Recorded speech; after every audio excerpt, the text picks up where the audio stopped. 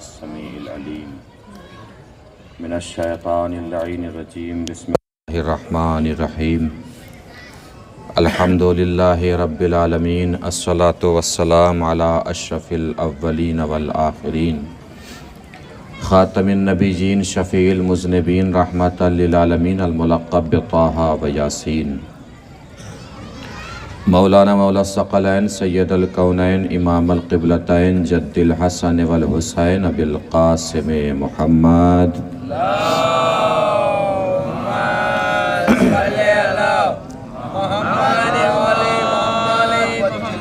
وعلى آل بیتہ الطیبین الطاہرین المعصومین المظلومین المنتخبین المنتجبین الغر المیامین ولعنت اللہ الدائمۃ الباقیۃ علی اعدائہم اجمعین من الآن الی قیام یوم الدین اما بعد فقد قال رسول اللہ صلی اللہ علیہ وآلہ وسلم من مات ولم یعرف امام زمانہ مات میتۃ جاہلیہ۔ صلوات پڑھیں بر محمد و آل محمد۔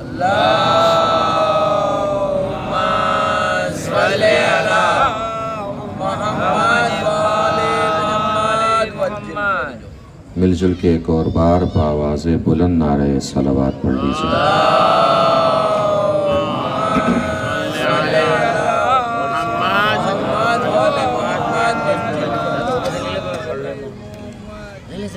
ولادت حضرت حجت عجل اللہ تعالی فرجہ الشریف کے بابرکت موقع پر آپ سب حضرات کی خدمت میں مبارکباد پیش کرتے ہیں۔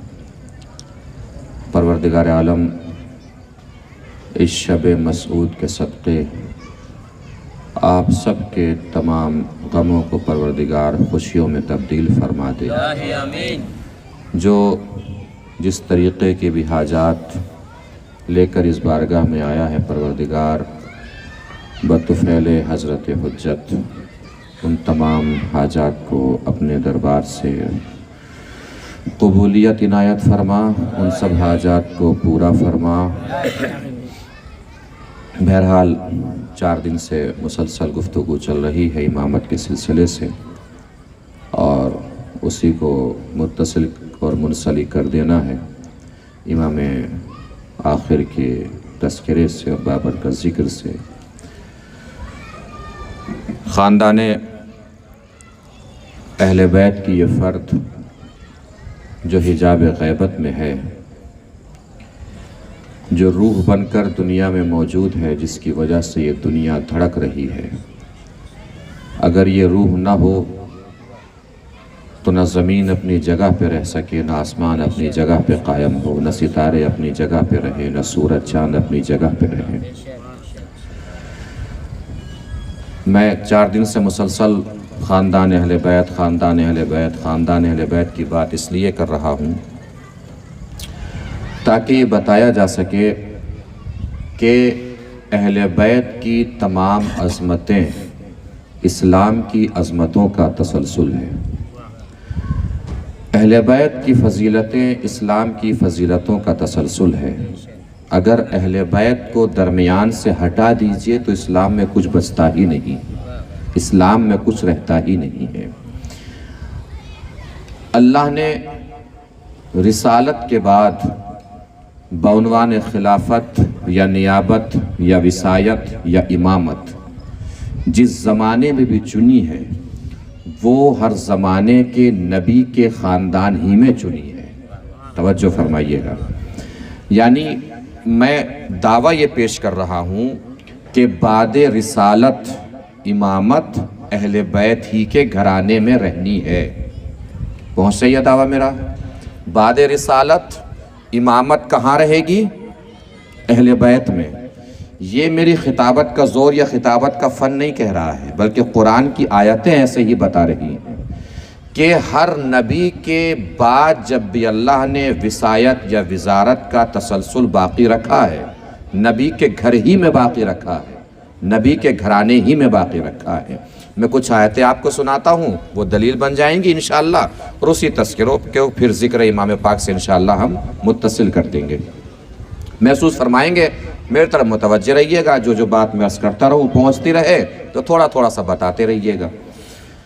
ارشاد ہو رہا ہے، بسم اللہ الرحمن الرحیم، ان اللہ اصطفیٰ آدم و نوحا و آل ابراہیم و آل عمران علی العالمین۔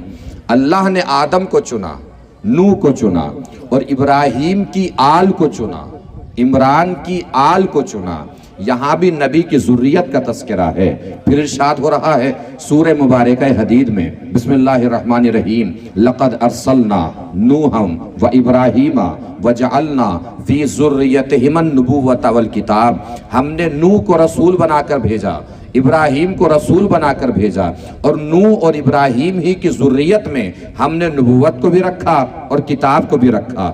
یہاں بھی نبوت کی ذریت کا تذکرہ ہے۔ پھر ارشاد ہو رہا ہے سورہ مبارکہ عنکبوت میں، بسم اللہ الرحمن الرحیم، وَوَهَبْنَا لَهُ إِسْحَاقَ وَيَعْقُوبَ وَجَعَلْنَا فِي ذُرِّيَّتِهِ النُّبُوَّةَ وَالْكِتَابَ۔ ہم نے ابراہیم کو اسحاق جیسا بیٹا دیا، یعقوب جیسا پوتا دیا، اور ابراہیم ہی کی ذریت میں ہم نے نبوت کو بھی رکھا اور کتاب کو بھی رکھا۔ یہاں بھی نبی کی ذریت کا تذکرہ ہے۔ سورہ مبارکہ انعام میں بڑا تفصیلی تذکرہ پروردگار عالم نے فرمایا ہے۔ ارشاد ہو رہا ہے بسم اللہ الرحمن الرحیم، وَوَهَبْنَا لَهُ إِسْحَاقَ وَيَعْقُوبَ كُلًّا هَدَيْنَا وَنُوحًا هَدَيْنَا مِن قَبْلُ۔ ہم نے ابراہیم کو اسحاق جیسا بیٹا دیا، یعقوب جیسا پوتا دیا، اور ان سب کو ہم نے ہدایت دی ہے، اور نوح کو پہلے ہی ہدایت دی۔ اس کے بعد اللہ نے کچھ انبیاء کے اسماء گرامی یہاں پہ لیے ہیں، نام لیے ہیں، موسیٰ، عیسیٰ، یحییٰ، زکریا، الیاس، یونس۔ اس کے بعد اللہ نے ارشاد فرمایا وَمِن ذُرِّيَّاتِ وَمِنْ آبَائِهِمْ وَذُرِّيَّاتِهِمْ وَإِخْوَانِهِمْ وَاسْتَبَيْنَاهُمْ وَهَدَيْنَاهُمْ إِلَىٰ صِرَاطٍ مُسْتَقِيمٍ۔ ہم نے ان نبیوں کی وصایت کے لیے جب بھی چنا ہے، یا تو ان نبیوں کے بیٹوں کو چنا ہے یا نبیوں کے بھائیوں کو چنا ہے۔ اس کا مطلب قرآن سے یہ بات ثابت ہے کہ نبی کا وصی جب بھی ہوگا، یا نبی کے بیٹے وصی ہوں گے، یا نبی کا بھائی وصی ہوگا، یا نبی کے بیٹے وصی ہوں گے، یا نبی کا بھائی وصی ہوگا، یا نبی کے بیٹے وصی ہوں گے، یا نبی کا بھائی وصی ہوگا۔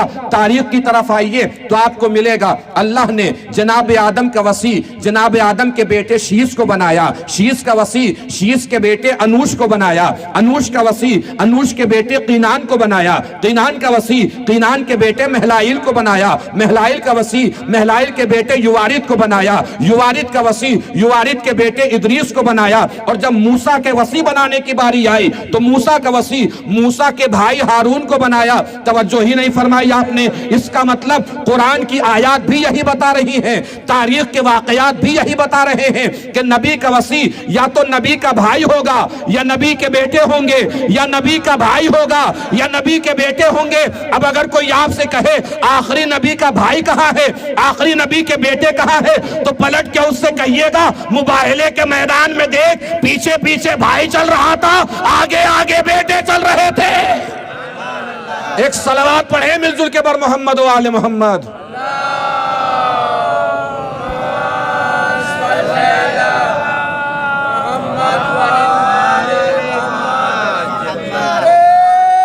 حیدری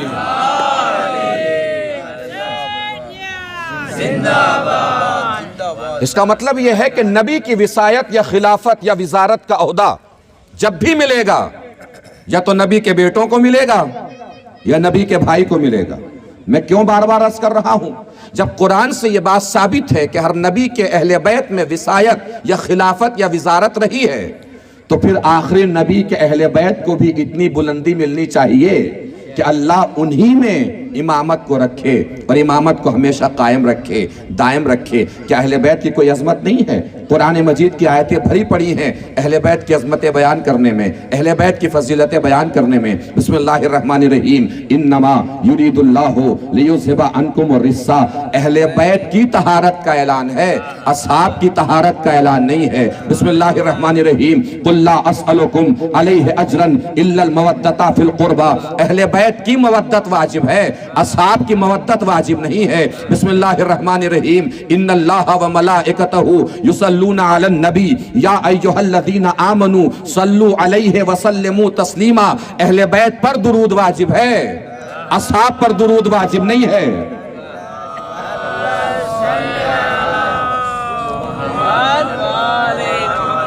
اب کوئی آپ سے کہہ سکتا ہے کہ اس میں تو نبی کا تذکرہ ہے، اہل بیت کا تذکرہ کہاں ہے؟ تو قرآن کو پڑھیے، قرآن میں ہر چیز دکھائی دیتی ہے، قرآن میں ہر چیز دکھائی دیتی ہے، بس ہمیں کرنا یہ ہوتا ہے قرآن جھوم کے نہیں پڑھنا ہے، پڑھ کے جھومنا ہے۔ قرآن پڑھیے پھر جھومیے، ہر چیز دکھائی دے گی، ہر چیز نظر آئے گی۔ کیا ہے آیت میں؟ درود پڑھیے نبی پر۔ آیت یہی تمام نہیں ہوئی، بلکہ آگے اللہ نے ارشاد فرمایا وَسَلِّمُوا تَسْلِیمًا، نبی پر صرف درود ہی نہیں پڑھنا ہے بلکہ نبی کی بات کو بھی ماننا ہے۔ اگر نبی نے کہا ہو میرے اہل بیت پر درود نہ پڑھو تو مت پڑھو، اگر کہا ہو اہل بیت پر درود پڑھو تو پھر پڑھنا چاہیے۔ اب کہاں کہا رسول نے کہ اہل بیت پر درود پڑھو؟ رسول کا ارشاد ہے، کسی نے سوال کیا درود کے بارے میں تو نبی نے فرمایا لا تصلو علیہ صلاۃ البترا، میرے اوپر بترا درود نہ پڑھو۔ کون سی درود نہ پڑھو؟ بترا درود نہ پڑھو۔ یہ بترا کیا چیز ہے؟ جب دشمن نے رسول کو طعنہ ابتر دیا کہ رسول بے نسل ہے، بے اولاد ہے، تو اللہ نے ارشاد فرمایا انا اعطیناک الکوثر، اے رسول ہم تمہیں کوثر عطا کر رہے ہیں۔ اور آخر میں کیا فرمایا؟ انا شانئک ھو الابتر، تمہارا دشمن ابتر ہے۔ ابتر کے معنی ہے بے نسل، یعنی نبی نے فرمایا کہ مجھ پر بے نسل درود نہ پڑھو۔ نہیں توجہ فرمائی؟ کیا فرمایا نبی نے؟ مجھ پر بے نسل درود نہ پڑھو۔ اب جملہ اگر محسوس فرمائیں تو محسوس فرمائیں اور مجھے بتائیے رسول نے کیا فرمایا؟ مجھ پر بترا درود نہ پڑھو، یعنی بے نسل درود نہ پڑھو۔ اس کا مطلب یہ ہے اہل بیت پر درود طعنہ ابتر کا جواب ہے۔ اب جو درود میں صرف محمد تک رک جائے سمجھ لو ابتر والا، جو اہل بیت تک آئے سمجھ لو کوثر والے۔ ایک صلوات پڑھیں مل جل کے بر محمد و آل محمد۔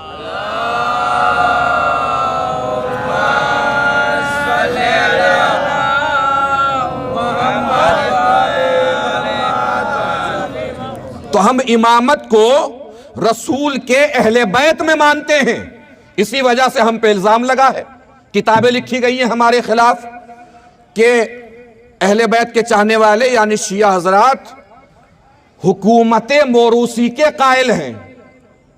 حکومت موروثی مطلب وراثت کے قائل ہیں منصب میں۔ ہم منصب میں وراثت کے قائل نہیں ہیں۔ جاگے گا عزیزو، ہم علی کو اس لیے امام نہیں مانتے کہ علی رسول کے داماد ہیں یا رسول کے بھائی ہیں، بلکہ علی کو ہم امام اس لیے مانتے ہیں کہ امامت جستی ہی علی پر ہے۔ علی کو اس لیے امام مانتے ہیں کہ امامت جستی ہی علی پر ہے۔ خطابت کے زور میں کہا گیا جملہ نہیں ہے، خود اپنے دل پہ ہاتھ رکھ کے سوچئے، امامت اس پر جچے گی جو میدان میں علم چھوڑ کے بھاگ گیا ہو، یا اس پر جچے گی جس نے پتھر پہ علم گاڑ دیا ہو؟ یہ تو خود سوچئے نا۔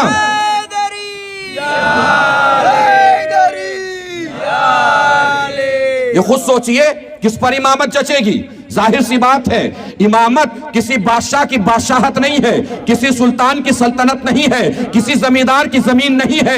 امامت اللہ کا عہدہ ہے، اللہ کی مرضی، چاہے جسے دے چاہے جسے امامت سے روک لے۔ اور اللہ نے قرآن میں فرمایا ہے بسم اللہ الرحمن الرحیم وَلَا تُطِعِ الْكَافِرِينَ وَالْمُنَافِقِينَ، دیکھو نہ کافروں کو امام ماننا نہ منافقوں کو امام ماننا۔ کافر جو اللہ کی توحید کا انکار کرے یا رسول کی رسالت کا انکار کرے وہ ہے کافر۔ منافق کس بلا کا نام ہے؟ جب منافق کو سمجھیں گے تبھی تو پتا چلے گا نا کس کو امام ماننا ہے کس کو امام نہیں ماننا۔ اللہ نے کیا فرمایا؟ منافق کو امام نہیں ماننا۔ اور منافق کے تعارف میں پھر اللہ نے ارشاد فرمایا بسم اللہ الرحمن الرحیم وَمَا أَصَابَكُمْ يَوْمَ الْتَقَى الْجَمْعَانِ فَبِإِذْنِ اللَّهِ وَلِيَعْلَمَ الْمُؤْمِنِينَ وَلِيَعْلَمَ الَّذِينَ نَافَقُوا۔ اے میرے رسول یہ آپ کے پاس آ رہے ہیں، آ کے پوچھ رہے ہیں جنگ احد کس کی اجازت سے ہوئی، کس کے کہنے پر ہوئی، کس کے امر سے ہوئی؟ کس کے حکم سے ہوئی؟ ان سے کہیے جنگ احد ہوئی ہے اللہ کے حکم سے، اس لیے کہ اللہ دیکھنا یہ چاہتا تھا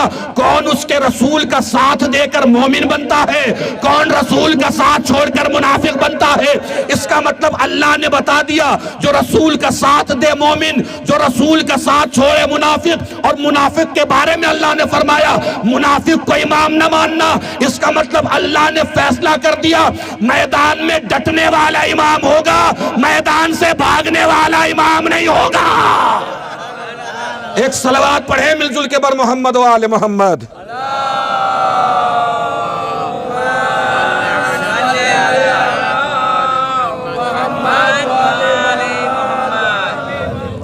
اور اسی امامت کو اپنے خاندان میں بیان کرتے ہوئے، لیجئے میں اپنے مضمون سے منسلک ہو گیا، متصل ہو گیا۔ حضور اکرم صلی اللہ علیہ وآلہ وسلم نے ارشاد فرمایا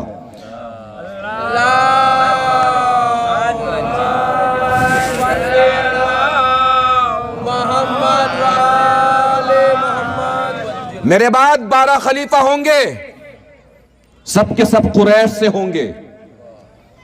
میرے بعد 12 خلیفہ ہوں گے، سب کے سب قریش سے ہوں گے۔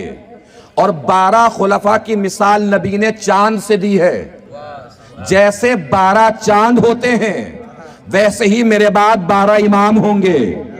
نہیں آپ کو طبیعتوں کو ذرا اور بہلاؤں اور بلند کروں اور اذہان کو عرش کی بلندی تک لے کے چلوں، کیا فرمایا حضور نے؟ 12 امام ہوں گے میرے بعد، مثال کس سے دی؟ چاند سے۔ کتنے ہوتے ہیں چاند؟ ہر مہینے میں نیا چاند پیدا ہوتا ہے، ہر مہینے میں نیا چاند پیدا ہوتا ہے۔ 12 مہینے میں کتنے چاند ہوتے ہیں؟ کتنے؟ اور بلند ہوئی ہے ابھی، کتنے چاند ہوتے ہیں؟ 12 چاند ہوتے ہیں۔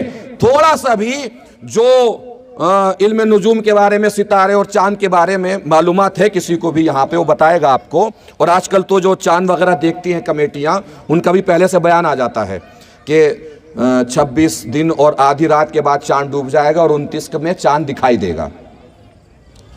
یعنی ہر مہینے میں ہوتا ہے نیا چاند۔ کتنے مہینے ہو گئے؟ 12۔ تو چاند کتنے ہو گئے؟ 12۔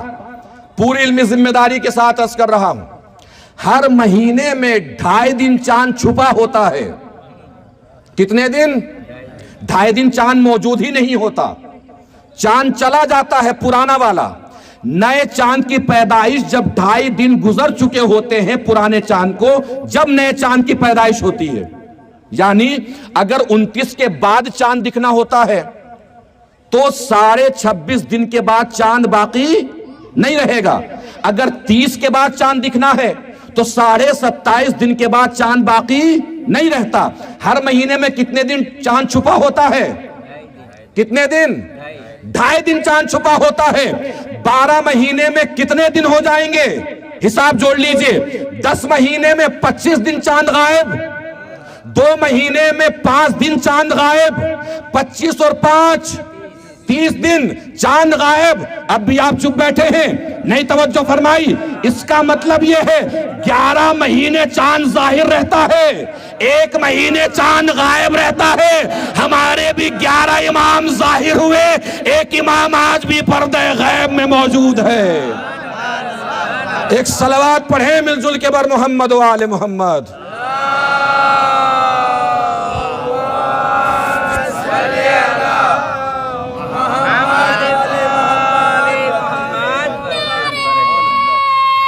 حیدری پہنچ رہی ہے بات؟ تو سنتے ہیں کہ آپ کے امام غائب ہیں۔ کجی غائب ہیں؟ اپنے جوان بھائیوں کے لیے، نوجوان بھائیوں کے لیے عرض کر دوں کچھ باتیں جو ہم پہ تنقید ہوتی ہے، اعتراض ہوتا ہے۔ غائب ہیں؟ کجی غائب ہیں؟ سنا ہے بہت دنوں سے غائب ہیں۔ کہ بالکل غائب ہے۔ کہ زندہ ہیں؟ بالکل زندہ ہیں۔ اتنے سالوں سے زندہ ہیں؟ کہ بالکل زندہ ہیں۔ اتنے سالوں سے؟ بالکل زندہ ہیں۔ یہ وہ اعتراض کرتا ہے جو ہر غلطی کے بعد کہتا ہے لا حول ولا قوت الا باللہ۔ ہر غلطی کے بعد کہتا ہے کہ مجھے شیطان نے بہکا دیا۔ ہم سے امامت کی زندگی کے بارے میں سوال کرنے سے پہلے اپنے بھائی شیطان سے بھی کبھی پوچھ لیا ہوتا کتنے سو سال سے زندہ ہے؟ بھئی وہ کتنے سو سال سے زندہ ہے شیطان؟ کب سے زندہ ہے؟ کہا جی جناب آدم کے پہلے سے زندہ ہے شیطان۔ اچھا، پہلے تو یہ سمجھیے کہ زندگی کیا چیز ہے۔ اگر کوئی آپ سے پوچھے کیسے زندہ ہے امام، تو اسے کیا جواب دیں گے آپ؟ پہلے سمجھیے زندہ کوئی کیوں رہتا ہے۔ کوئی یہ کہے کہ میں جوان ہوں اس لیے زندہ ہوں، تو کیا جوان نہیں مر جاتا؟ کوئی یہ کہے کہ ہم بچے ہیں اس لیے زندہ ہیں، تو کیا بچے نہیں مر جاتے؟ کوئی کہے کہ میں صحت مند ہوں اس لیے زندہ ہوں، تو کیا صحت مند لوگ نہیں مر جاتے؟ زندگی کی کوئی اور وجہ اس کے علاوہ ہے ہی نہیں کہ اللہ زندہ رکھے ہوئے ہیں، ہم زندہ ہیں۔ اس کے علاوہ کوئی اور زندگی کا ریزن نہیں ہے۔ کسی ڈاکٹر سے پوچھ کے بتا دیجئے، کسی طبیب سے پوچھ کے بتا دیجئے، کسی حکیم سے پوچھ کے بتا دیجئے، زندگی کی اس کے علاوہ کوئی اور وجہ ہو ہی نہیں سکتی کہ اللہ زندہ رکھے ہیں، ہم زندہ ہیں۔ اب سوچنے کی بات ہے، ایک سے ایک ڈاکو کو وہ زندہ رکھ سکتا ہے، ایک سے ایک بدماش کو زندہ رکھ سکتا ہے، ایک سے ایک چور کو زندہ رکھ سکتا ہے، اور اس کائنات میں اسی امام کو زندہ نہیں رکھ سکتا جو ساری کائنات کی روح بن کے جی رہا ہے۔ زندگی تو اللہ کے ہاتھ میں ہے۔ شیطان کب سے زندہ ہے؟ انبیاء کی زندگی کے پہلے سے شیطان زندہ ہے۔ اب جاگیے گا جوانوں، انبیاء کی زندگی کے پہلے سے شیطان زندہ ہے، اور ساری دنیا مانتی ہے کہ شیطان زندہ بھی ہے، غائب بھی ہے، غیبت میں رہ کے بہکا بھی لیتا ہے۔ اب یہ اپنے اپنے مقدر کی بات ہے، کسی کو شیطان کی زندگی کا یقین ہے، ہمیں امام کی زندگی کا یقین ہے۔ ایک صلوات پڑھیں مل جل کے بر محمد و آل محمد۔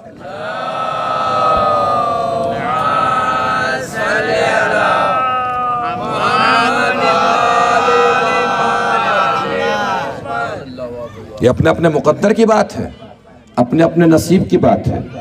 کسی کو شیطان کی غیبت کا یقین ہے، کسی کو امام کی غیبت کا یقین ہے، کسی کو شیطان کی زندگی کا یقین ہے، کسی کو امام کی زندگی کا یقین ہے۔ اب ایک بہت ہی اہم موضوع جو آج کی شب سے مخصوص موضوع ہے، تو زندہ ہیں آپ کے امام؟ کا جی زندہ ہیں۔ سنتے ہیں کہ آپ خط بھی لکھتے ہیں انہیں؟ کا جی لکھتے ہیں۔ کا خط لکھتے ہیں تو مل جاتا ہے انہیں؟ کا بالکل ملتا ہے، کیوں نہیں ملتا؟ کا جواب بھی آتا ہے؟ کا بالکل آتا ہے۔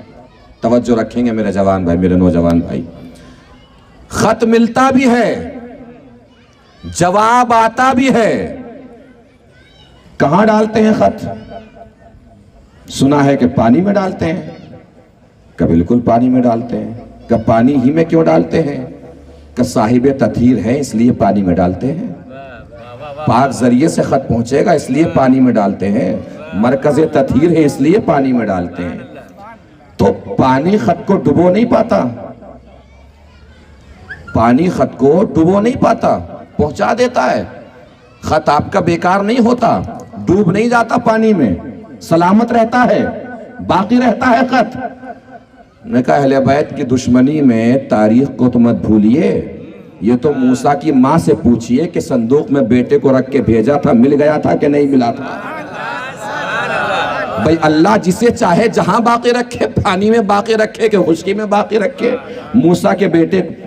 موسیٰ کی ماں نے اپنے بیٹے کو، جناب موسیٰ کو صندوق میں رکھ کے ڈال دیا، اللہ نے واپس ملا دیا۔ 2 دن بھی نہیں گزرے، تاریخ سے ثابت ہے، 2 دن بعد ہی بیٹا ماں سے مل گیا۔ کہا اچھا تو خط کا جواب آیا کبھی؟ خط آیا جواب میں؟ اب سنیے گا میرے بچے، میرے جوان، حضور بہرحال بہتر جانتے ہیں۔ پہلے تو یہ سمجھیے کہ خط کے جواب کے طریقے کتنے ہیں، پہلے تو یہ سمجھنا چاہیے۔ ہم یہاں سے گئے، جا کے ہم نے خط لکھا مولانا کو کہ ہم خیریت سے پہنچ گئے ہیں اور آپ کی خیریت خداوند کریم سے نیک چاہتے ہیں۔ انہوں نے پلٹ کے خط لکھا کہ بہت اچھا لگا کہ آپ نے خط لکھا، اور ہم بھی یہاں خیریت سے ہیں، اللہ سے دعا گو ہیں کہ آپ بھی خیریت سے رہیں۔ ہم نے انہیں خط لکھا تھا خیریت کا، توجہ دیجئے گا، تو انہوں نے خط کے جواب میں خط ہی بھیجا۔ کیوں بھیجا خط کے جواب میں خط؟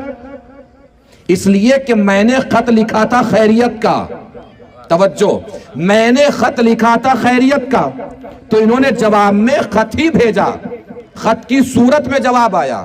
ہم پہنچے، ہم نے جا کے لکھا مثلاً کہ قبلہ ہمارے پاس کالی ابا ہے، اس کلر کی ابا نہیں ہے، وہ آپ کے پاس تھی، آپ ذرا عنایت کر دیں۔ ہم نے خط بھیجا، انہوں نے پلٹ کے خط تو نہیں بھیجا، ابا بھیج دی۔ نہیں پہنچی بات؟ انہوں نے خط تو نہیں بھیجا، ابا بھیج دی۔ اب مجھے ایمانداری سے بتائیے خط کا جواب آیا کہ نہیں آیا؟ یعنی اس کا مطلب خط لکھے جاتے ہیں دو طریقوں کے، یا تو خط لکھا جاتا ہے خیریت کے لیے یا ضرورت کے لیے۔ خیریت کا خط لکھا جاتا ہے تو جواب میں خط ہی آتا ہے، ضرورت کا جب خط لکھا جاتا ہے تو جواب میں خط آئے نہ آئے، ضرورت پوری ہونے کا مطلب یہ ہے کہ جواب آ گیا۔ میں ان سب کی طرف سے پوری ذمہ داری کے ساتھ عرض کر رہا ہوں کہ ہم اپنے امام کو کبھی خیریت کا خط نہیں لکھتے، اس لیے کہ ہمیں پتا ہے ہمارا امام خیریت سے ہے۔ چمکتا سورج بتا رہا ہے وہ خیریت سے ہے، نکلتا چاند بتا رہا ہے وہ خیریت سے ہے، ستاروں کا اپنی جگہ پہ جگمگانا بتا رہا ہے وہ خیریت سے ہے، زمین کا اپنی جگہ پہ چکر لگانا بتا رہا ہے وہ خیریت سے ہے، آسمان کا اپنی جگہ پہ قائم رہنا بتا رہا ہے خیریت سے ہے، ہواؤں کا چلنا بتا رہا ہے خیریت سے ہے، موسموں کا بدلنا بتا رہا ہے خیریت سے ہے، بادلوں کا آنا جانا بتا رہا ہے خیریت سے ہے، ہماری زندگی بتا رہی ہے وہ خیریت سے ہے، ہمارے دل کی دھڑکن بتا رہی ہے وہ خیریت سے ہے۔ ہم اپنے امام کو خیریت کا خط نہیں لکھتے، ہاں کچھ ضرورتیں ہوتی ہیں جو عریضے کی شکل میں بھیجتے ہیں، کوئی بے اولاد اولاد کے لیے لکھتا ہے، کوئی تنگ دست دولت کے لیے لکھتا ہے، کوئی بے مکان مکان کے لیے لکھتا ہے۔ بھئی خط کے جواب میں خط تو نہیں آتا، بے اولاد کو اولاد مل گئی مطلب جواب آ گیا، بے مکان کا مکان بن گیا مطلب جواب آ گیا۔ بھئی مشکل کی شکل میں خط جاتا ہے، مشکل کشائی کی شکل میں جواب چلا آتا ہے۔ ایک صلوات پڑھیں مل جل کے بر محمد و آل محمد۔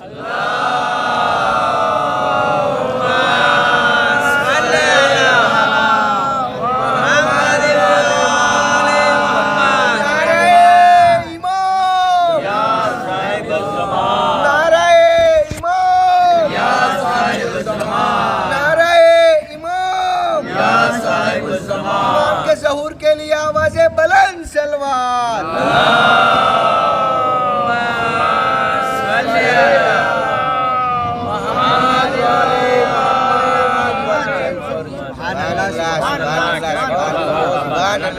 سلامت رہیے، محسوس فرما رہے ہیں؟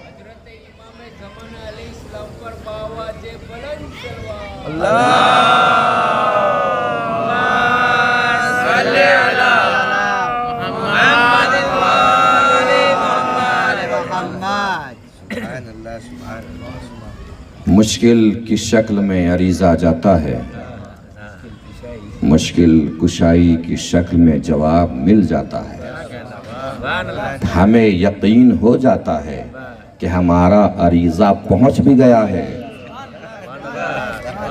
جواب مل بھی گیا ہے۔ پھر ایک دن وہ آئے گا، جتنے بھی امام ہوئے ہیں خاندان اہل بیت میں، اللہ کی دو صفات ہیں، صفات جمالیہ اور صفات جلالیہ، دو طریقے کے صفات ہیں۔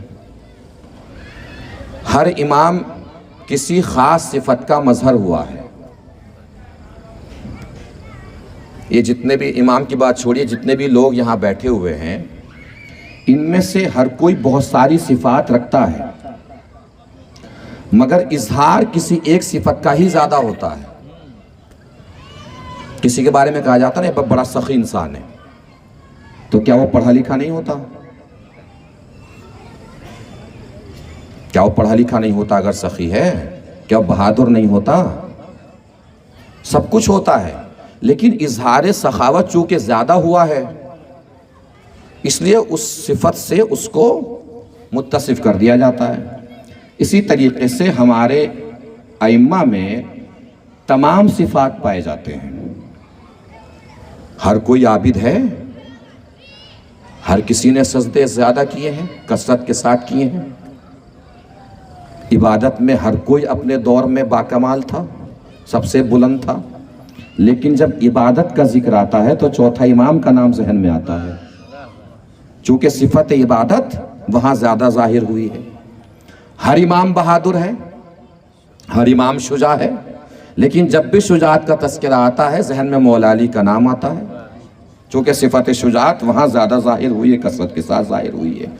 ہر امام سچا ہے، لیکن جب صداقت کا ذکر آتا ہے، صادق کہتے ہیں، تو چھٹے امام کا نام ذہن میں آتا ہے، چونکہ صداقت وہاں زیادہ ظاہر ہوئی ہے.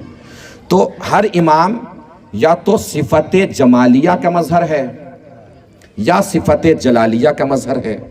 توجہ، مولا کائنات صفت جلال کے مظہر ہیں، امام حسن صفت جمال کے مظہر ہیں، امام حسین صفت جلال کے مظہر ہیں، چوتھے امام صفت جمال کے مظہر ہیں، پانچویں امام صفت جلال کے مظہر ہیں، چھٹے امام صفت جمال کے مظہر ہیں، ساتویں امام صفت جلال کے مظہر ہیں، آٹھویں امام صفت جمال کے مظہر ہیں، نویں امام صفت جلال کے مظہر ہیں، دسویں امام صفت جمال کے مظہر ہیں، گیارہویں امام اللہ کی صفت جلالیہ کے مظہر ہیں.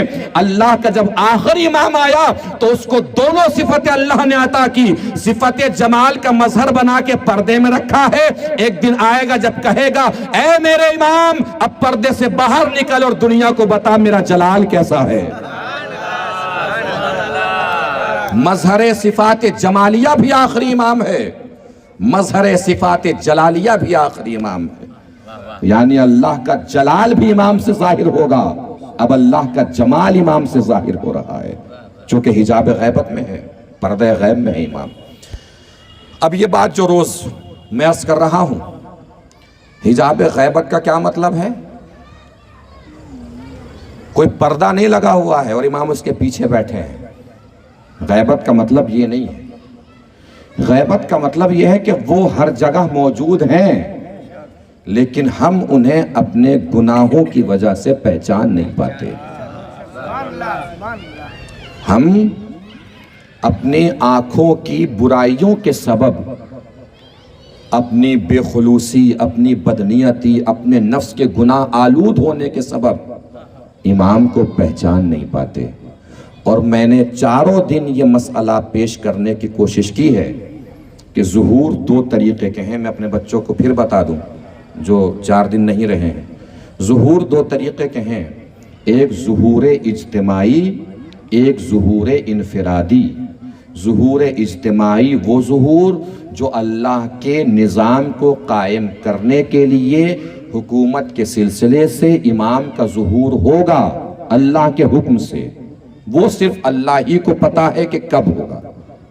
اللہ کی مصلحت ہے کب تک امام کو غیبت میں رکھے، کب ظاہر کر دے. لیکن ظہور انفرادی وہ ملاقاتیں تو آپ سنتے ہیں نا کہ جو لوگوں کی امام سے ہوئی ہے ان کا تعلق ظہور انفرادی سے ہے. یعنی انفرادی طور پر کسی کے اوپر امام کا ظاہر ہو جانا یہ ہر شخص کے اپنے ہاتھ میں ہے. اپنے کردار کو ایسا بنا لے جیسا امام چاہتے ہیں تو امام کا انفرادی ظہور ہر نگاہوں کے سامنے ہو سکتا ہے. اب کیسا بنانا ہے، کس طریقے سے بنانا ہے؟ گناہوں کے بھی دو طریقے کے قسمیں ہیں. گناہ بھی انفرادی بھی ہوتا ہے، اجتماعی بھی ہوتا ہے. ایک انفرادی گناہ جو ہم کرتے ہیں، اپنی ذات سے منسوب گناہ جو ہوتا ہے، اللہ کے حدود کو توڑنے والے گناہ. ایک اجتماعی گناہ یعنی جن جن کی ذمہ داری ہمارے اوپر حقوق کے سلسلے سے ہے ان کے حق کو ادا نہ کرنا، یہ گناہ اجتماعی ہے. بھائی کا حق ہے ادا مت کیجئے، بہن کا حق ہے ادا مت کیجئے، باپ ماں کا حق ہے ادا مت کیجئے، سماج اور معاشرے کا حق ہے ادا مت کیجئے، پڑوسی کا حق ہے ادا مت کیجئے. اہم چیز جو امام زمانہ اجل اللہ تعالی فرجہ الشریف کی توثیق میں آئی ہے اس میں یہ کھل کے امام نے بتایا ہے. واقعہ تو مشہور ہے علی ابن ابراہیم کا، علی بن ابراہیم بن مہزیار کا واقعہ مشہور ہے امام کی ملاقات کے لیے ہر وقت سرگردہ رہتے تھے، جستجو کرتے رہتے تھے، امام کو تلاش کرتے رہتے تھے، پریشان رہتے تھے۔ ایک دن ان کو خبر ملی کہ امام تشریف لائے ہیں، چلو منی کے میدان میں وہ پہنچے، ایک خیمے میں لے جا کے کھڑا کر دیا گیا۔ خیمے میں پہنچے وہ، امام سے ملاقات ابھی نہیں ہو پا رہی ہے۔ اچانک دیکھا کہ ایک نور سا چمکا، نور ساتے ہوا۔ امام اب چاہنے والا سامنے بیٹھا ہے، اپنے اپنے دل پہ ہاتھ رکھ کے سب سوچی اس بات کو جو امام فرما رہے ہیں۔ امام نے فرمایا علی ابن ابراہیم بن مہزیار، اتنے دن کیسے لگ گئے؟ محسوس فرما رہے ہیں؟ امام نے کیا بتایا کہ بھئی میں تو ملاقات کے لیے ہر وقت تیار ہوں، تم تو کوشش کر کے دیکھو، آپ تو کوشش کیجئے۔ امام نے کیا فرمایا؟ ابن مہزیار اتنے دن کیسے لگ گئے؟ کہ مولا کوئی آپ کا پتہ بتانے والا نہیں تھا، آپ کی خبر دینے والا نہیں تھا۔ امام نے فرمایا علی بن مہزیار تم کیسی بات کر رہے ہو؟ میرے لیے پتہ پوچھنے کی ضرورت ہے، خبر لینے کی ضرورت ہے، کوئی مستق تمہیں پہنچائے گا تبھی تم آؤ گے، تم کیوں ملاقات کے لیے تیار نہیں ہوئے؟ کہ مولا میں کیسے تیار ہوتا؟ کہ تم نے اپنے حقوق کیوں ادا نہیں کیے؟ تم نے اپنا مال بڑھا لیا، اپنی دولت میں اضافہ کر لیا اور اپنے سماج کے کمزوروں کو چھوڑ دیا، پھر بھی تم یہ سوچتے ہو کہ میں تم سے ملاقات کے لیے آؤں گا؟ تمہیں اللہ نے اگر دولت دی ہے، مال دیا ہے، بڑا بنایا ہے تو اپنے کمزوروں پہ رحم کرو، میں تم سے خود ملاقات کے لیے آؤں گا، میں خود تم سے ملاقات کے لیے آؤں گا۔ یہ دولت جس کو بھی سماج میں ملتی ہے وہ اپنے آپ کو وقت امام کا سفیر سمجھے، ایمبیسیڈر سمجھے۔ امام کیا کرنا چاہیں گے جب آئیں گے؟ کیا کریں گے امام جب آئیں گے؟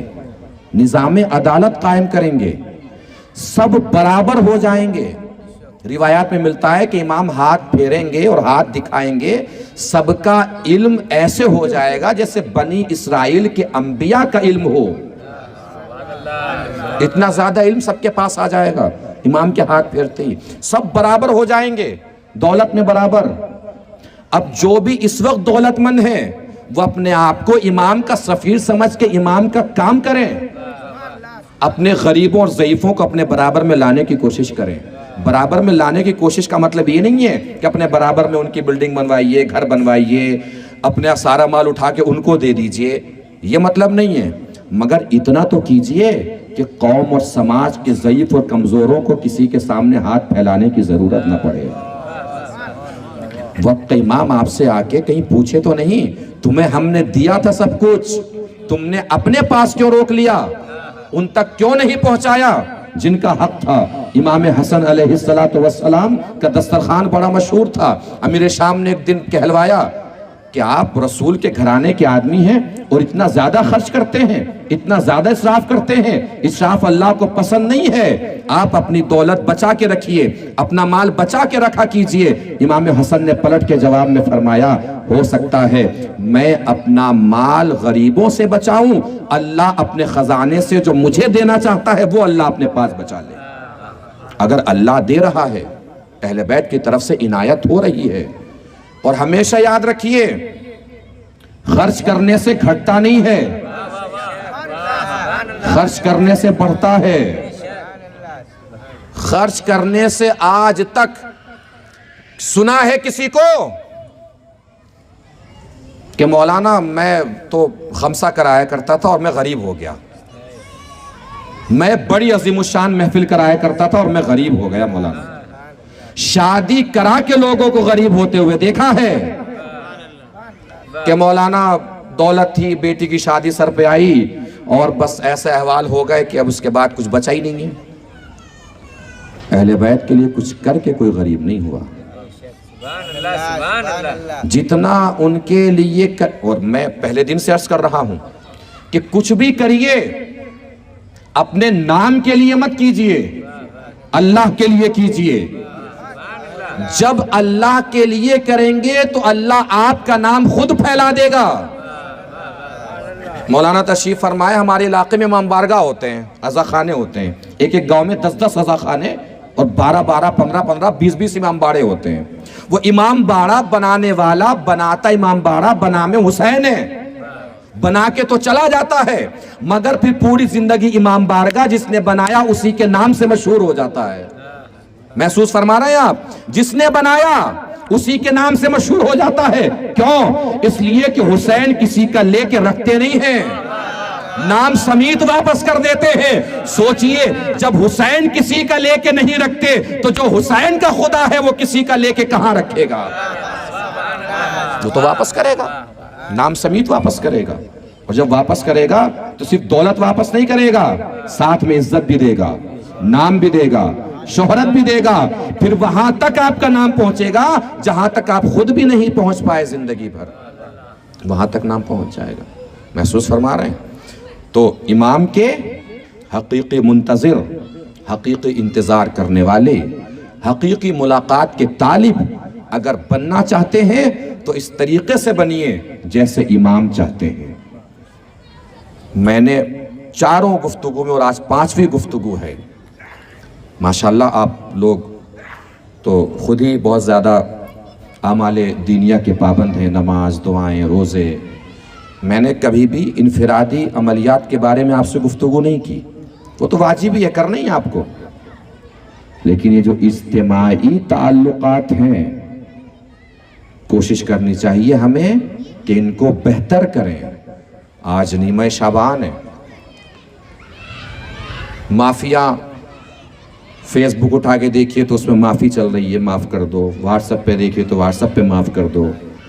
بھائی ناراض ہے اس سے معافی نہیں مانگ رہے ہیں, دوست بچھڑ گیا اس سے معافی نہیں مانگ رہے ہیں, باپ ماں ناراض ہے ان سے معافی نہیں مانگ رہے ہیں, واٹس ایپ پہ میسج بھیج رہے ہیں کہ معاف کر دیجئے, معافی کا دن ہے, معاف کر دیجئے, ہمیں اپنی دعاؤں میں یاد رکھیے. وہ جو بوڑھا باپ گھر میں بیٹھا ہے اس سے اگر ایک بار کہہ دیجئے ابا ہمارے لیے دعا کر دیجئے تو بوڑھے باپ کی دعا اللہ جلدی قبول کرے گا, ضعیف ماں کی دعا اللہ جلدی قبول کرے گا.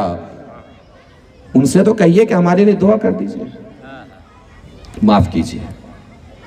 معاف کرنے کا مطلب سب کو اجتماعی طور سے معاف کر دیجئے. پروردگار جس نے بھی میرے ساتھ کوئی بھی زیادتی کی ہو میں اسے معاف کر رہا ہوں. میں اپنی طرف سے نہیں کہہ رہا ہوں, معصوم نے فرمایا ہے. اگر قول سنیے اور دل پہ ہاتھ رکھ کے سنیے, جذبات آئیں گے, بلند ہوں گے تو آنکھوں سے آنسو اگر نکل جائیں تو بس وہی وقت دعا ہے, اپنے لیے کچھ بھی مانگ دیجیے گا. معصوم نے فرمایا ہے کہ جو ہمارے لیے ہمارے چاہنے والوں کو معاف کرے, ہم محشر کے میدان میں خدا سے اپنے لیے اس کے لیے معافی طلب کریں گے. پروردگار اس بندے کو اپنے ہمارے لیے معاف کر دے, اس لیے کہ اس نے اپنے بھائی کو ہمارے لیے معاف دنیا میں کیا تھا, محشر میں بھی پروردگار تو ہمارے لیے اس کو معاف کر دے. معاف کیجیے. غلطی ہو گئی ہو تو معافی مانگیے. میں نے تیسرے دن شاید واقعہ پڑھا تھا, وہ واقعہ نہیں پڑھنا ہے. کردار 2 ہی ہیں اہل بیت کے چاہنے والے, معاف کرنے والے, معافی مانگنے والے. اگر احساس ہو گیا ہو کہ غلطی ہو گئی تو معافی مانگنے میں دیر نہ کیجیے, اور جب کوئی آپ کے دروازے پہ معافی مانگنے آ جائے تو پھر معاف کرنے میں دیر نہ کیجیے. پھر کسی کی غلطی کو بتاتے مت پھریے. ہوتی ہے نا بعض آدمی میں اکڑ ہو جاتی ہے, اگر کوئی معافی مانگنے بیچارہ آ بھی گیا تو آدمی اکڑ جاتا ہے, مسجد میں کھڑا ہو کے بولتا ہے کہ آ گیا تھا بیچارہ, میں نے سوچا معاف کر دو. ختم ہو گئی بات. پھر اس کا مطلب آپ اپنا نام بنانا چاہ رہے ہیں اس میں, اللہ کے لیے آپ نے معاف نہیں کیا. اللہ کی ایک صفت ہے ستار العیوب, عیبوں کو چھپانے والا. اگر آپ واقعاً اللہ کے لیے عبادت کرتے ہیں تو ستار العیوب بھی بنیے. اگر کسی کے بارے میں آپ کے پاس کوئی راز ہے تو اس کو چھپانے کی کوشش کیجیے. عراق میں ایک مدرسہ تھا, جو نظام سنبھالتے تھے ہاسٹل کا, وہ ایک دن ٹہل رہے تھے, گھوم رہے تھے. اچانک ان کی نظر پڑی, انہوں نے جھانک کے دیکھا دروازے سے, ایک اسٹوڈنٹ شراب پی رہا تھا, طالب علم شراب پی رہا تھا. مولانا اندر داخل ہوئے, اس نے جلدی سے شراب کو, کتابیں رکھی ہوئی تھی, کتابوں کے نیچے چھپا دیا. اب مولانا نے دیکھ لیا کہ کتابوں کے نیچے چھپا دیا ہے. مولانا قریب پہنچے, بہانے سے ایک کتاب ہٹائی, کہ اس کتاب کا کیا نام ہے؟ کہ قبلہ یہ نام ہے۔ دوسری کتاب ہٹائی کہ اس کتاب کا کیا نام ہے؟ کہ قبلہ یہ نام ہے۔ تیسری کتاب ہٹائی کہ اس کتاب کا کیا نام ہے؟ کہ قبلہ یہ نام ہے۔ اب وہ کتاب آگے جس کے نیچے شراب کی بوتل رکھی ہوئی تھی، مولانا نے ہاتھ بڑھایا، اس کتاب کا کیا نام ہے؟ اس نے روتے ہوئے کہا قبلہ اس کتاب کا نام ستار العیوب ہے۔ اس کتاب کا نام ستار العیوب ہے، یہ میرے عیبوں کو چھپائے ہوئے ہے۔ جیسے اس نے کہا نا ستار العیوب ہے، مولانا کے ہاتھ کانپ گئے اور سوچا کہ اللہ نے آج تک اس کے عیب کو چھپا رکھا ہے، میں بندہ ہو کے میری کیا حیثیت ہے کہ اس کے عیب کو ظاہر کروں۔ اس کے بعد اس نے پوری زندگی شراب نہیں پی۔ مطلب کیا ہے؟ اگر اللہ کے لیے کسی کو معافی دیجئے، معاف کریں گے کسی کو اللہ کے لیے، تو وہ اعمال بد جو کرتا ہے، ہو سکتا ہے اعمال بد چھوڑ کے اعمال صالحہ کی طرف وہ چلائے۔ آپ کی معافی کسی کو گناہوں کے دلدل سے بچا سکتی ہے، یہ سوچ کے بھی انسان معاف کرے۔ ایک دن آئے گا، ظہور ہوگا ہمارے امام کا۔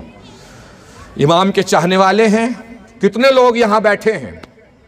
یہ جو لوگ بیٹھے ہوئے ہیں، اتنے سارے لوگ، دنیا بھر کی اگر تصویر کھینچی جائے اس وقت کتنے لوگ جمع ہیں تو کروڑوں لوگوں کی تصویر آئے گی۔ یہ وہ لوگ ہیں جن کو نہ جانے سالوں سال دیواروں میں چنوایا گیا ہے، بادشاہت کے ذریعے سے کچلوایا گیا ہے، لشکر اور فوج بھیج کے ختم کرایا گیا ہے، لیکن 1400 سال گزر گئے، بادشاہت ختم ہو گئی، ہم زندہ ہیں۔ بادشاہ ختم ہو گئے، ہم زندہ ہیں۔ سلاطین ختم ہو گئے، ہم زندہ ہیں۔ فوجیں ختم ہو گئیں، ہم زندہ ہیں۔ لشکر ختم ہو گئے، ہم زندہ ہیں۔ برچھیاں ختم ہو گئیں، ہم زندہ ہیں۔ نیزے ختم ہو گئے، ہم زندہ ہیں۔ تلواریں ختم ہو گئیں، ہم زندہ ہیں۔ محل ختم ہو گئے، ہم زندہ ہیں۔ کیوں؟ سب ختم ہو گئے، ہم زندہ ہیں۔ سارے بادشاہ کیوں ختم ہو گئے؟ ہم کیوں زندہ ہیں؟ سب سلاطین کیوں ختم ہو گئے؟ ہم کیوں زندہ ہیں؟ سارے تاج کیوں مٹ گئے؟ ہم کیوں زندہ ہیں؟ سارے تخت کیوں فنار ہو گئے؟ ہم زندہ ہیں۔ سارے محل کیوں اجڑ گئے؟ ہم کیوں زندہ ہیں؟ بس فرق یہ ہے، ان کا امام تھا، ہمارا امام ہے۔ ایک صلوات پڑھیں مل جل کے بر محمد و آل محمد۔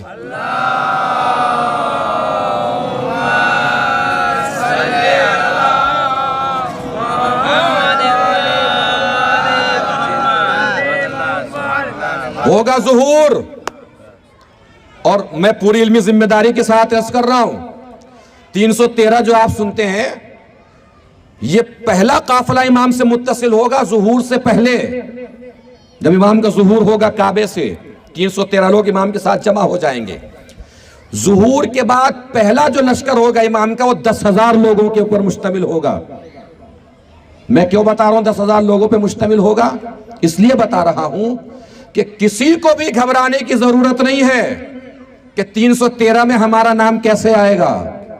313 کے قابل نہ بنیے، 10,000 کے قابل تو بن ہی جائیے۔ ان 313 میں نام نہیں آ سکتا، کم سے کم 10,000 میں نام آ جائے۔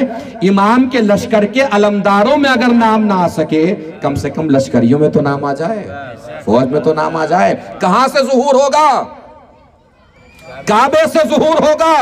پروردگار کعبے ہی سے کیوں کہ میں اللہ ہوں، اللہ میری سنت کبھی بدلتی نہیں ہے، میں نے پہلے کو بھی کعبے سے بھیجا تھا، آخری کو بھی کعبے سے بھیجوں گا۔ ظہور ہوگا، اعلان ہو جائے گا۔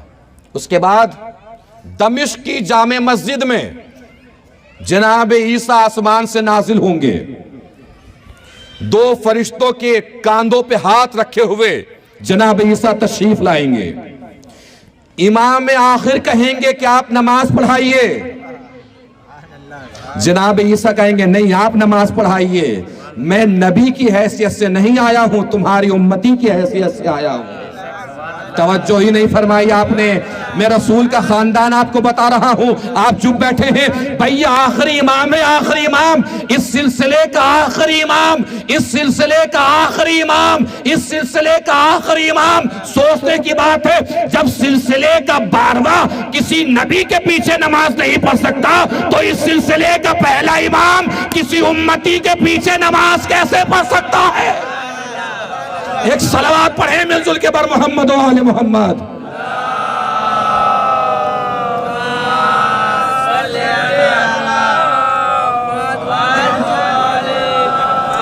اور آخری جملہ بات تمام, جملہ ریپیٹیشن ہے, کل والا جملہ پھر بیان کر رہا ہوں, لیکن تعداد زیادہ ہے, ہو سکتا ہے زیادہ لوگوں تک بات پہنچ جائے. آئے گا وہ امام, کعبے سے ظاہر ہوگا, پانی پہ مصلی بچھے گا. پانی ہی پہ مصلی کیوں پروردگار؟ کعبے کی چھت پہ بچھوا لیتا, بیت المقدس میں بچھوا لیتا. یہ پانی پہ مصلی بچھانے کی کیا ضرورت؟ اللہ شاید جواب دے, اسے مصلی نہ سمجھو, یہ امامت کی مسند ہے. پروردگار امامت کی مسند بھی تو پانی پہ نہیں بچتی, مسند تو یا تخت پر بچتی ہے یا منبر پر بچتی ہے. یہ پانی پہ مسند کیوں بچھوا رہا ہے؟ اللہ شاید جواب دے, تم نے دیکھا نہیں ہم نے امامت کی مسند پہلے منبر پر ہی بچھائی تھی, ہم نے امامت کی مسند پہلے تخت پر ہی بچھائی تھی. جس کا دل کیا تخت پہ کود کے بیٹھ گیا, جس کا دل کیا منبر پہ کود کے بیٹھ گیا. اس بار امامت کی مسند نہ تخت پر بچھاؤں گا نہ منبر پر بچھاؤں گا, اس بار امامت کی مسند پانی پہ بچھاؤں گا. پھر کہوں گا اب جس میں ہمت ہو بیٹھ کے دکھا. ایک صلوات پڑھیں مل جل کے بر محمد و آل محمد.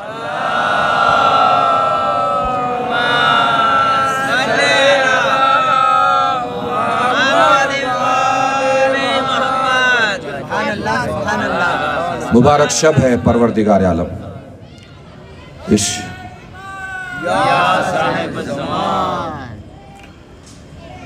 مبارک شب ہے پروردگار, متبرک شب ہے پروردگار. جتنے بھی افراد یہاں تشریف لائے ہیں, ضعیف, جوان, بچے, مومنین, جتنی مومنات ہماری ماں بہنیں بیٹیاں یہاں تشریف لائی ہیں, پروردگار سب کے اعمال کو اپنی بارگاہ میں قبول فرما. جس جس کی جو بھی حاجتیں ہیں پروردگار ان حاجتوں کو پورا فرما. بار الہ جو بھی حضرات پریشان حال ہیں ان کی پریشانیوں کو دور فرما, جو مقروض ہوں ان کے قرضوں کو ادا فرما, جو بغیر کسی خطا کے مقید ہیں انہیں قید سے رہائی دلا, جو بیمار ہیں انہیں شفاء کاملہ و عاجلہ عنایت فرما. پرچم اسلام کو سربلند فرما, پرچم کفر و نفاق کو سرنگو فرما, مقامات مقدسہ کی حفاظت فرما, علماء کرام کی حفاظت فرما, مراجع کرام کی حفاظت فرما. ہمارے گناہان کبیرہ و گناہان صغیرہ کو معاف فرما. بار الہ معافی کی شب ہے, معافی کی رات ہے, مغفرت کی رات ہے. بار الہ تیری بارگاہ میں جو بھی مومنین اور مومنات جن سے بھی جو بھی خطا ہوئی ہو بار الہ تیرے کرم کے صدقے میں تجھ سے معافی چاہ رہے ہیں. تیرا کرم بہت بڑا ہے بار الہ, تیری رحمت بہت وسیع ہے بار الہ. ہم تیرے خاطی بندے ہیں, گناہگار بندے ہیں بار الہ, بے اختیار بندے ہیں, ہمارے نفسوں پہ ہمارا اختیار نہیں ہے بار الہ. اپنی رحمت کے سائے, اپنے کرم کے سائے میں ہمارے گناہوں کو معاف فرما, ہمارے گناہوں کو بخش دے. جتنے بھی افراد یہاں شریک ہیں بار الہ, ان کے جو بھی بزرگان, رشتہ دار اس دنیا سے رخصت ہو چکے ہیں بار الہ, اپنی رحمت کے صدقے ان سب کی مغفرت فرما. بار الہ جو بھی بیمار ہیں پروردگار ان کو شفاء کاملہ و عاجلہ عنایت فرما. دنیا بھر میں جہاں کہیں بھی بار الہ شیعان حیدر کرار پریشان ہیں بار الہ, امام آخر کے صدقے میں ان سب کو پریشانیوں سے نجات دے بار الہ. بار الہ جو بھی بچے اسکولوں میں پڑھ رہے ہیں بار الہ ان سب کو ان کے مقاصد میں کامیابی عنایت فرما. جو بھی جوان ماں بہن بیٹیاں بار الہ جو بھی مرادیں لے کر آئی ہیں بار الہ ان سب کی دل مرادوں کو پورا فرما۔ جو بھی بے اولاد ہیں بار الہ ان سب کو اولاد نرینہ عنایت فرما۔ جن کے بھی والدین کا سایہ سلامت ہے بار الہ اس سائے کو طولانی فرما، اور جن کے بھی والدین اس دنیا سے رخصت ہو گئے بار الہ ان سب کی مغفرت فرما۔ بار الہ امام آخر کے ظہور میں تعجیل فرما، اور ہم سب کو اس قابل بنا کے بعد ظہور ہم امام کے انصار و اعوان میں شریک ہو سکیں۔ بسم اللہ الرحمن الرحیم۔ اللہم کل ولیک الحجت ابن الحسن صلواتک علیہ وعلا آبائہ فی ہادہ الساعت وفی کل الساعہ ولیا وحافظا وقائدا وناصرا ودلیلا وعینا حتی تسکنہ ارضک طوعا وتمتعہ فیہا طویلا۔ بر محمد و آل محمد صلوات۔